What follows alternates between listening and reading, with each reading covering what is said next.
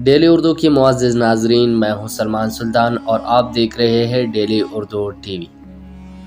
دوستو، سندھ میں پشتونوں کے ساتھ جو کاروبار کے سلسلے میں سندھ کے مختلف شہروں میں حلال روزی کی حصول کے لیے موجود ہے،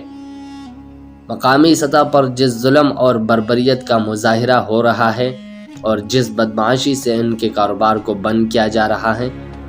یہ بغاوت انتہائی نفرت اور سوچے سمجھے منصوبے کی تہ سازش اور ملک میں انارکی پھیلانے کی کوشش ہے۔ اور اس گناؤنے سازش پر انتظامیہ کی خاموشی اس بات کی دلیل ہے کہ یہ سب کچھ وہاں کی حکومت کی مرضی اور منشا کے مطابق ہو رہا ہے۔ اس کا شدید الفاظ میں مذمت کرتے ہوئے حکومت سے اس جرم میں شامل افراد کے خلاف پوری اور مؤثر اقدامات کا مطالبہ کرتے ہیں۔ دوستو، اس ویڈیو کو اتنا شیئر کریں تاکہ پشتونوں پر ظلم اور تشدد کرنے والوں کو گرفتار کر لیا جائے اور اس پر سخت کارروائی کی جائے۔